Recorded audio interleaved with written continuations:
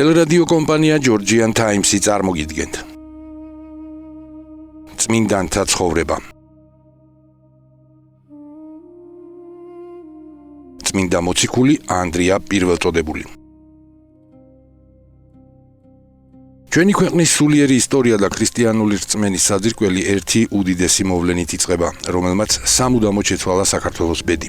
წმინდა მოციქული ანდრია პირველწოდებული გახდათ ის გამორჩეული წმინდანი, რომელიც მოციქულთაგან პირველი გაჰყვა ქრისტეს. ქალაქ ბეთსაიდაში დაბადებულმა ანდრიამ სიყრმიდანვე შეიყვარა უფალი და გამუდმებით ჭეშმარიტ სწავლებას ეძიებდა. როდესაც ისრაელის მიწაზე ქუხილივით გაისმა წმინდა წინასწარმეტყველის იოანე ნათლისმცემლის ხმა, ნეტარი მოციქული მისი უახლოესი მოწაფე გახდა. ერთხელ მაცხოვრის გამოჩენისას წმინდა იოანემ თავის მოწაფეებს ანდრიასა და იოანე ღვთისმეტყველს მიმართა სიტყვებით: „აჰა, ტარიგი ღმრთისაი“. ამ სიტყვების გაგონებაზე ორივენი დაუყოვნებლივ თან გაჰყვნენ მაცხოვარს და ის დღე მასთან ერთად გაატარეს. ამ უდიდესი სულიერი აღმოჩენის შემდეგ ანდრია თავის ძმასთან პეტრესთან მივიდა. მესიის პოვნა ახარა და ისიც იესოსთან მიიყვანა, რათა დაემოწაფებინა. სწორედ ამიტომ, რადგან უფალმა პირველს მას მოუწოდა, ანდრიას პირველწოდებული ეწოდა. თუმცა ქრისტეს დამოწაფებული ძმები კვლავ ჩვეულ საქმიანობას განაგრძობდნენ და თავს თევზაობით ირჩენდნენ. გადამწყვეტი მომენტი მაშინ დადგა, როდესაც გალილეის ზღვის ნაპირას მიმავალმა მაცხოვარმა მათ საბოლოოდ მოუწოდა: „მოვედით და შემომიდექით მე და ყვნე თქვენ მესათხევლე კაცთა“. ამ მოწოდების შემდეგ ისინი განუყრელად თან ახლდნენ ძეს ღვთისას და უშუალო მოწმეები გახდნენ მისი უდიდესი სასწაულების, სიკვდილისა და მკვდრეთით აღდგომისა. მაცხოვრის ამაღლების შემდეგ დადგა ჟამი, როდესაც მოციქულებმა საქადაგებლად წილი იყარეს. ყოლა წმინდა ღვთისმშობელს საქართველოს, ანუ ივერიის მოქცევა ხვდა წილად, მაგრამ მოგვიანებით მას უფალი გამოეცხადა და აუწყა: „აწნუ განეშორები იერუსალიმს, წილხდომილი შენი ქვეყანა განათლდება მომავალში და შენი მეუფება განმტკიცდება იქ. მცირე ხნის შემდეგ შენ ღვთის სიტყვა უნდა ახარო იმ მიწას, სადაც მიგიყვანს უფალი“. მაშინ ქალწულმა მარიამმა უხმო ანდრია მოციქულს და გადასცა თავისი ხელთუქმნელი ხატი და გააგზავნა საქართველოში საქადაგებლად. ყოლა წმინდა ქალწულმა მოუწოდა წმინდას და ღვთისნება აუწყა. სასწაულის აღსასრულებლად მან ფიცარი მოითხოვა, პირი დაიბანა და ეს ფიცარი სახეზე მიიდო. ღირსიერად ფიცარზე ღვთისმშობელი გამოისახა, ყრმა იესოთი. ზეციურმა დედოფალმა ეს უდიდესი სიწმინდე ანდრიას გადასცა და ამ დიდ 8 წელში შემდგარი მოციქული აკურთხა. კურთხეულმა მოციქულმა განლო საბერძნეთი და მცირე აზიარი, შემდეგაც შავი ზღვისპირეთს მიაშურა.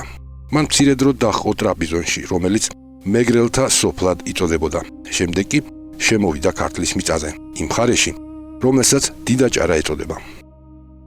აღსანიშნავია, რომ სოფელ დიდაჭარაში დღემდეა შენახული ტაძრის ნანგრევები, რომელიც გადმოცემით თავად წმინდა ანდრიამ ააშენა.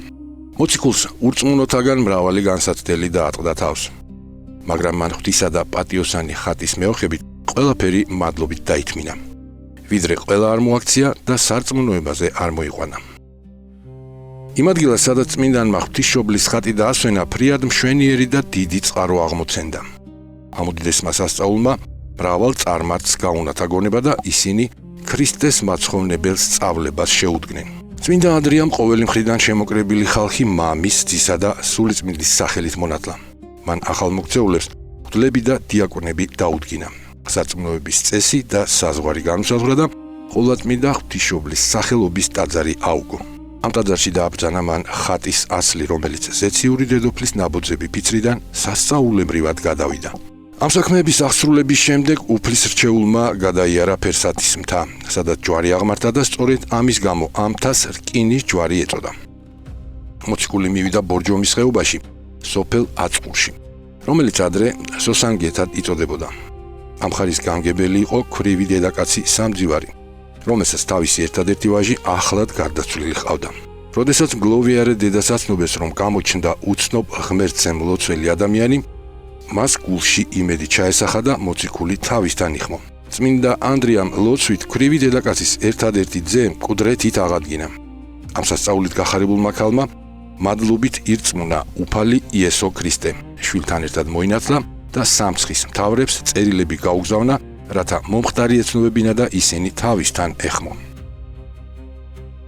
როდესაც მესხებს ეს საკვირველი ამბავი შეესმათ, ყოველი მხრიდან შეიკრიბნენ და უამრავმა ერმა მოიყარა თავი.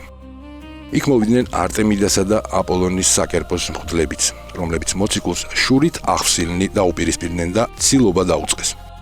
ერიორად გაიყო. ნაწილი მიიჩნევდა, რომ თაყვანი უნდა ეცათ მისთვის, ვინც ასეთი სასწაული აღასრულა. სხვები კი კვლავ ცრუ ღმერთების, აპოლონისა და არტემიდას ერთგულნი რჩებოდნენ.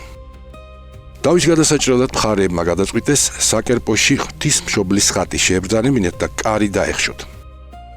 მაცხოვრის სასოებლებს ქრისტეს მიმართ უნდა ელოცათ, ხოლო კერპსაყურებს თავიანთი ღვთაებების მიმართ, რათა ვისი ღმერთიც ძლევდა, მისთვის ეცათ თაყვანი. დახშულ ტაძართან ცველები დააყენეს. დილით როცა კარი გააღეს, ყველა საკვირველი რა მიხილა. კერპები მიწაზე იყო დამხობილი და ტვერივით შემოსვრილი. ხოლო ყოვლადწმინდა ღვთისმშობლის ხატი მზესავით ბრწყინავდა დიდებითა და პატივით. დარწმუნებულმა წარმართმა მღვდლებმა მოციქულს შენდობას თხოვეს და მთელმა ერმა მასთან ერთად ადიდა ჭეშმარიტი ღმერთი. ანდრიამ აწყურში მოაწყო ეკლესია, ტაძარი ააგო და მცირე ეკვტერში ღვთისმშობლის ხელთუქმნელი ხატი დაასვენა. მესხთან ხურვალე ვედრების მიუხედავად მოციქული განეშორა ახალმოქცეულ სამწყოს და გზა განაგრძო. იყო კლარჯეთში, არტანკოლაში, პართეთსა და სომხეთში. შემდეგ კი იერუსალიმში წავიდა. იერუსალიმიდან იგი კვლავ დაბრუნდა საქართველოში სვიმონ კანანელთან და მატათასთან ერთად. ისინი ქალჩი შევიდნენ, განამტკიცეს ქრისტიანობა, დასავლეთისკენ გაეშურნენ და გამლეს ტაოს მხარე მდინარე ჭოროხამდე. იყვნენ სამეგრელოსა და სვანეთში, სადაც მატათა დარჩა. დიდი ანდრია და სვიმონი აფხაზეთში წავიდნენ და ღვთის სიტყვა იქ ადაგეს, რაც მრავალმა სიხარულით შეიწნარა. ნეტარმა ანდრიამ სვიმონ კანანელის სხვა მოწაფეებთან ერთად იქ დატოვა, სადაც სვიმონი აღესრულა, თავად კი ჯიქეთში ავიდა. თუმცა ჯიქეთის მკვიდრებმა არა მარტო უარი განაცხადეს ქადაგების მიღებაზე, არამედ მისი მოკლაც კი გადაწყვიტეს. მოციქულმა მათი სიჯიუტე და უხეში გონება რომ დაინახა, მიატოვა ისინი და წავიდა. ნესტორ მემატიანის ცნობით წმინდა მოციქული სკვითების ქვეყანაში, დღევანდელ რუსეთშიც ყოფილა. იგი მდინარე დნეპრს აღყოლია იმ ადგილამდე, სადაც ამჟამად ქალაქი კიევი მდებარეობს და თავისი მოწაფეებისთვის უთქვამს. ხედავთ ამ მთებს, აქ ღვთის მადლი გაბწყინდება, დიდი ქალაქი აღმოცენდება და მრავალი ტაძარი აშენდება. მოციქულის მქადაგებლური მოღვაწეობის უკანასკნელი გაჩერება საბერძნეთის ქალაქი პატრა იყო. უფალმა წმინდანის ლოცვით აქ უამრავი ადამიანი მოაქცია და მრავალი სასწაული აღასრულა. განიკურნენ მძიმედ დასნეულებული წარჩინებული მოქალაქე სოსი, ქალაქის მმართველის მეუღლე მაქსიმილა და მისი ძმა სტრატოკლე. ქალაქში თითქმის ყველა მოექცა, მაგრამ ქალაქის თავი ეკაეტი კვლავ ცრუ ღვთაებათა ერთგული რჩებოდა და წმინდანის ქადაგება არ შეისმინა. ბოლოს უღმერთო ხელისუფალმა უფლის რჩეულის ჯვარცმა ბრძანა. ანდრია სიხარულით შეხვდა განაჩენს და თავისით ავიდა ჯვარზე. ტანჯვის გასახანგრძლივებლად ეგაეტმა ბრძანა, რომ იგი ძალზე კი არ მიელურსნათ, არამედ დაეკიდათ. მიუხედავად აუტანელი ტკივილისა, წმინდა მოციქული 2 დღის განმავლობაში ქადაგებდა ირგვლივ შეკრებილთა წინაშე. ბოლოს წმინდანის მადმოსილი სიტყვებით შეძრულმა ხალხმა მოითხოვა მისი ჯვრიდან ჩამოხსნა. ამოხით შეშინებულმა ეგაეტმა მისი გათავისუფლების განკარგულება გასცა, მაგრამ ანდრიამ ხურვალედ შესთხოვა უფალს, რომ ჯვარზე აღსრულების ღირსი გაეხადა. მეომრები დიდხანს და ამაოდ ცდილობდნენ მის ჩამოხსნას, რადგან ხელები არ ემორჩილებოდათ.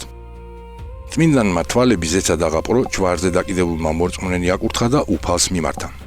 უფალო იესო ქრისტე, შეივიდრე სული ჩემი. მყისიერად ჯვარსა და მასზე გაკრულ წმინდანს ღვთაებრივი ნათელი დაადგა თავს და როცა ბრწყინვალება დაცხრა, ნეტარი ანდრია უკვე აღსრულებული იყო.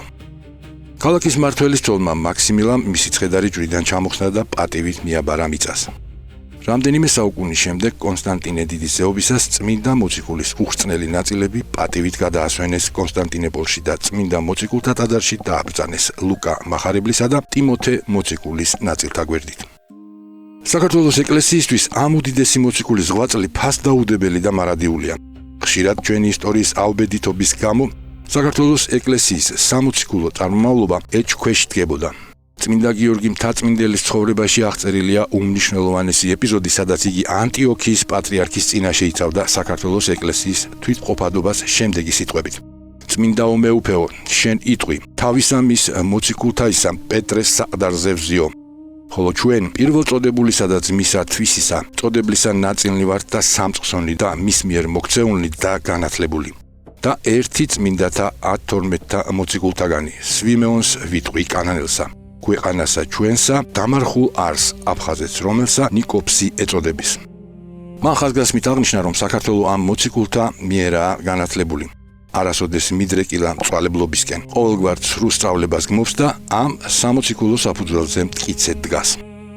დღესაც ყოველი მორწმუნე შესთხოვს ჩვენს შემწესად და მფარველს, წმინდაო მოციქულო, მოციქულთა უპირატეს წოდებულო ანდრია, ევედრე ღმერთსა ჩვენთვის, რათა სოფელსა მშვიდობა მოანიჭოს და სულთა ჩვენთა დიდი წყალობა.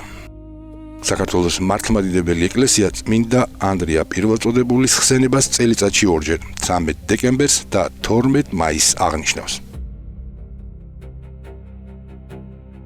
ტელერადიო კომპანია Georgian Times-ი გადაცემაზე მუშაობდნენ დამდგმელი რეჟისორი, პროდიუსერი და იდეის ავტორი მალხაზ გულაშვილი. სცენარების ავტორები ნოდარ მელიქიძე და მირზა ცხოიძე. მონტაჟის და ხმის რეჟისორი ნოდარ მელიქიძე. გახმოვანება დავით ხვადაგიანი.